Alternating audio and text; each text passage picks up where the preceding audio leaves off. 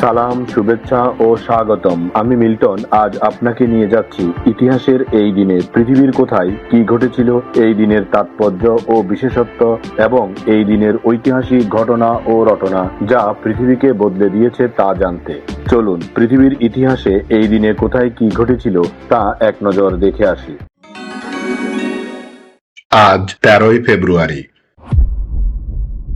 প্রথমেই পৃথিবীর ইতিহাসে এই দিনের আলোচিত, সমালোচিত এবং বিখ্যাত সব ঐতিহাসিক ঘটনা ও রটনা জেনে নেই। 1633 সালের 13ই ফেব্রুয়ারি ইনকুইজিশন বা ধর্মীয় আদালতের মুখোমুখি হতে বিখ্যাত জ্যোতির্বিজ্ঞানী গ্যালিলিও গ্যালিলি রোমে ফিরে আসেন। তার অপরাধ ছিল তিনি নিকোলাস কোপার্নিকাসের সূর্যকেন্দ্রিক মতবাদকে সমর্থন করেছিলেন, যা তৎকালীন চার্চের তথাকথিত ধর্মযাজকদের বিশ্বাসের পরিপন্থী ছিল। এই বিচার প্রক্রিয়াটি বিজ্ঞানের ইতিহাসের এক অন্ধকার অধ্যায় হিসেবে পরিচিত, যেখানে সত্য প্রকাশের অপরাধে একজন বিজ্ঞানীকে গৃহবন্দী জীবন কাটাতে হয়েছিল। 1739 সালের 13ই ফেব্রুয়ারি ঐতিহাসিক কর্নালের যুদ্ধ সংঘটিত হয়। পারস্যের শাসক নাদির শাহের শক্তিশালী বাহিনী মোগল সম্রাট মোহাম্মদ শাহর বিশাল বাহিনীকে পরাজিত করে। এই যুদ্ধের পর নাদির শাহ দিল্লি দখল করেন এবং ময়ূর সিংহাসন ও কোহিনূর হীরা সহ বিপুল ধনসম্পত্তি লুট করে নিয়ে যান। এই পরাজয়টি মোগল সাম্রাজ্যের পতনকে ত্বরান্বিত করেছিল এবং ভারতের অভ্যন্তরীণ দুর্বলতা বিশ্বের সামনে প্রকাশ করে দিয়েছিল।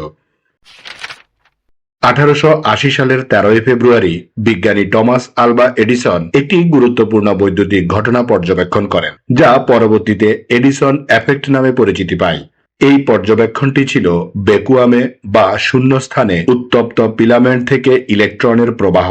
যদিও তখন এডিসন এর পূর্ণ গুরুত্ব বুঝতে পারেনি, কিন্তু এই পর্যবেক্ষণই পরবর্তীতে টার্বিনিয়ক বাল্ব এবং আধুনিক ইলেকট্রনিক্স বিজ্ঞানের ভিত্তি স্থাপন করেছিল।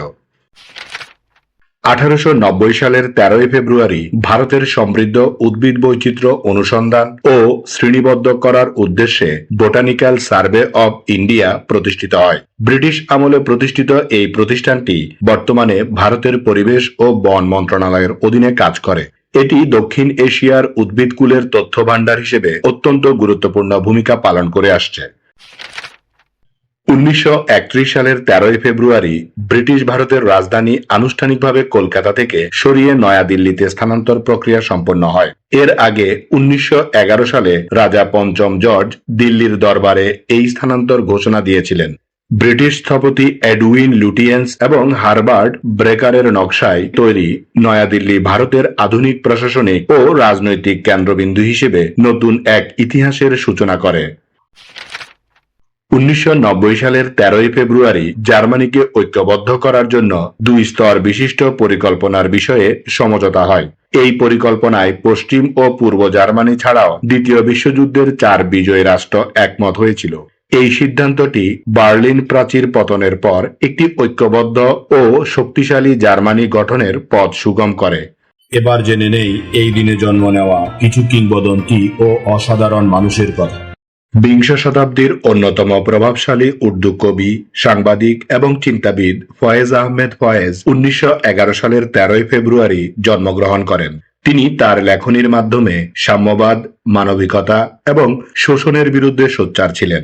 তার কবিতা কেবল সাহিত্য নয়, বরং দক্ষিণ এশিয়ার মানুষের অধিকার আদায়ের লড়াইয়ের প্রেরণা হিসেবে কাজ করেছে।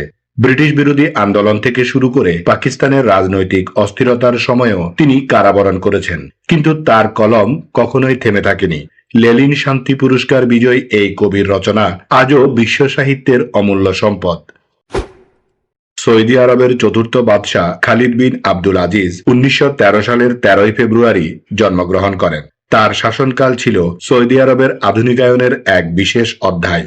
তার নেতৃত্বে দেশটিতে বিশাল অবকাঠামোগত উন্নয়ন ঘটে এবং অর্থনীতিতে প্রভূত উন্নতি সাধিত হয়। বিশেষ করে শিক্ষার প্রসার এবং আধুনিক যোগাযোগ ব্যবস্থা গড়ে তোলার ক্ষেত্রে তিনি অত্যন্ত গুরুত্বপূর্ণ ভূমিকা পালন করেন, যা সৌদি আরবের বর্তমান রূপরেখা তৈরিতে সাহায্য করেছে। বাংলাদেশের ভাষা আন্দোলনের অন্যতম পুরোধা ব্যক্তিত্ব ও ভাষা সৈনিক গাজী উল হক 1929 সালের 13ই ফেব্রুয়ারি জন্মগ্রহণ করেন। 1952 সালের 21শে ফেব্রুয়ারি ঐতিহাসিক আমতলার সভায় তিনি সভাপতিত্ব করেছিলেন। তার রচিত বিখ্যাত গান ভুলবো না ভুলবো না 21শে ফেব্রুয়ারি ভুলবো না ভাষা আন্দোলনের অন্যতম প্রেরণাদায়ী সঙ্গীত। তিনি একাধারে সাহিত্যিক, গীতিকার এবং দক্ষ আইনজীবী হিসেবে দেশের গণতান্ত্রিক আন্দোলনে গুরুত্বপূর্ণ ভূমিকা রেখেছেন। বাংলাদেশের উচ্চাঙ্গ সঙ্গীত এবং আধুনিক গানের প্রবাদ প্রতিম শিল্পী নীলুফার ইয়াসমিন 1948 সালের 13 ফেব্রুয়ারি জন্মগ্রহণ করেন। ধ্রুপদী সঙ্গীতের উপর তার ছিল অসাধারণ দখল। নজরুল সঙ্গীত এবং অতুল প্রসাদের গানে তার কণ্ঠের জাদু শ্রোতাদের মুগ্ধ করত। তিনি তার কর্মজীবনে অসংখ্য চলচ্চিত্রে প্লেব্যাক করেছেন এবং সঙ্গীতে অসামান্য অবদানের জন্য তিনি 21শে পদক সহ অসংখ্য সম্মাননায় ভূষিত হয়েছেন। তার পারিবারিক ঐতিহ্য এবং কণ্ঠশৈলী বাংলাদেশের সঙ্গীত জগৎকে সমৃদ্ধ করেছে। স্মরণ করছি এই দিনে চলে যাওয়া কিছু কিংবদন্তি ও অসাধারণ মানুষের কথা। বাংলার নবজাগরণের অন্যতম পথিকৃৎ চিত্রশিল্পী অসিত কুমার হালদার 1964 সালের 13 ফেব্রুয়ারি মৃত্যুবরণ করেন। অবনীন্দ্রনাথ ঠাকুরের প্রধান শিষ্যদের মধ্যে তিনি ছিলেন অন্যতম এবং জোড়াসাঁকো ঠাকুর পরিবারের সাথে তার ছিল ঘনিষ্ঠ আত্মীয়তা। তিনি প্রথম ভারতীয় হিসেবে সরকারি আর্ট স্কুলের অধ্যক্ষ হওয়ার গৌরব অর্জন করেন। শান্তিনিকেতনে শিল্প শিক্ষার বিস্তারে তার অবদান ছিল অতুলনীয়। অজন্তা ও বাঘ গুহার গুহাচিত্রের অনুলিপি তৈরি করে তিনি ভারতের চিত্রকলার প্রাচীন ঐতিহ্যকে বিশ্বের সামনে তুলে ধরেছিলেন। 1964 সালের এই দিনে তার প্রয়াণে ভারতীয় শিল্পকলা এক উজ্জ্বল নক্ষত্রকে হারায়। উচ্চাঙ্গ সঙ্গীত শিল্পী ওস্তাদ আমির খাঁ 1974 সালের 13 ফেব্রুয়ারি মৃত্যুবরণ করেন। তিনি ছিলেন ইন্দোর ঘরানার প্রতিষ্ঠাতা। তার গায়কির প্রধান বৈশিষ্ট্য ছিল ধীরালয়ের আলাপ ও আধ্যাত্মিক ভাবগাম্ভীর্য। তার কণ্ঠস্বরের গভীরতা ও স্বরের বিশুদ্ধতা দিয়ে ধ্রুপদী সঙ্গীতকে তিনি এক নতুন উচ্চতায় নিয়ে গিয়েছিলেন। তার গাওয়া খোয়াল গানের গায়কি আজও সঙ্গীত শিক্ষার্থীদের কাছে শিক্ষার আকর হয়ে আছে। 1974 সালের 13 ফেব্রুয়ারি এক মর্মান্তিক সড়ক দুর্ঘটনায় এই মহান সঙ্গীত সাধকের জীবনাবসান ঘটে। বাংলাদেশের অভিনয় জগতের এক জাদুকরী শিল্পী হুমায়ুন ফরিদী 2012 সালের 13 ফেব্রুয়ারি মৃত্যুবরণ করেন। মঞ্চ, টেলিভিশন এবং চলচ্চিত্র এই তিন মাধ্যমেই তিনি নিজের শ্রেষ্ঠত্ব প্রমাণ করেছিলেন। তার অভিনয়ের বহুমুখিতা ছিল অসাধারণ। খলনায়ক থেকে শুরু করে কমেডি কিংবা ট্র্যাজেডি চরিত্রে তিনি ছিলেন অপ্রতিদ্বন্দ্বী। সংসপ্ত নাটকের কানকাটা রমজান চরিত্রটি তাকে সাধারণ মানুষের হৃদয়ে অমর করে রেখেছে। 2012 সালের 13 ফেব্রুয়ারি এই কিংবদন্তি অভিনেতার বিদায় বাংলাদেশের সাংস্কৃতিক অঙ্গনে এক অপূরণীয় শূন্যতা সৃষ্টি করে। এবার এই দিনের বিশেষ দিবস ও উৎসবের গল্প শুনি। আজ বিশ্ব রেডিও দিবস। বিশ্ব রেডিও দিবস প্রতি বছর 13 ফেব্রুয়ারি অত্যন্ত উৎসাহের সাথে পালিত হয়। 2011 সালে ইউনেস্কোর 36তম সাধারণ সভায় এই দিবসটি পালনের ঘোষণা দেয়া হয় এবং পরবর্তীতে 2012 সাল থেকে জাতিসংঘ সাধারণ পরিষদের মাধ্যমে এটি আন্তর্জাতিক দিবস হিসেবে স্বীকৃতি পায়। 1946 সালের এই দিনে জাতিসংঘ রেডিও প্রথম সম্প্রচার শুরু করেছিল, যা এই তারিখটি নির্বাচনের প্রধান একটি কারণ। রেডিওর গুরুত্ব অপরিসীম, কারণ এটি বিশ্বের সবচেয়ে সুলভ এবং সহজলভ্য গণমাধ্যম। এমনকি বিদ্যুৎ বা ইন্টারনেট সংযোগহীন প্রত্যন্ত অঞ্চলেও রেডিওর মাধ্যমে তথ্য পৌঁছানো সম্ভব। প্রাকৃতিক দুর্যোগ বা জরুরি অবস্থায় রেডিও জীবন রক্ষাকারী তথ্য সরবরাহ করে। এই দিবসটি পালনের মূল লক্ষ্য হল রেডিওর মাধ্যমে তথ্য প্রাপ্তি নিশ্চিত করা, মত প্রকাশের স্বাধীনতাকে উৎসাহিত করা এবং বিভিন্ন সংস্কৃতির মধ্যে সেতুবন্ধন তৈরি করা। প্রতি বছর ইউনেস্কো একটি নির্দিষ্ট প্রতিপাদ্য বা থিম নিয়ে দিবসটি উদযাপন করে, যা বর্তমান সময়ের প্রাসঙ্গিক সমস্যা বা সম্ভাবনাকে তুলে ধরে। রেডিও কেবল একটি কথা বলার যন্ত্র নয়, বরং এটি প্রান্তিক মানুষের কণ্ঠস্বর এবং বৈশ্বিক পরিবর্তনের এক শক্তিশালী হাতিয়ার।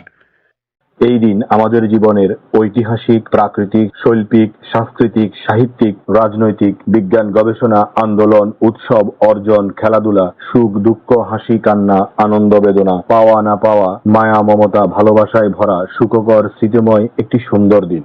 চলুন এই দিনটি উপভোগ করি। আগামীকালকের তারিখে পৃথিবীর কোথায় কি ঘটেছিল তা জানার আমন্ত্রণ জানিয়ে আজকের গল্প এখানেই শেষ করিলাম। লাইক, শেয়ার আর সাবস্ক্রাইব করার দায়িত্ব আপনার। আমি শুধু বলিব, নিজের, পরিবারের, প্রতিবেশীর ও পরিবেশের যত্ন নিন। ধন্যবাদ। খোদা হাফেজ।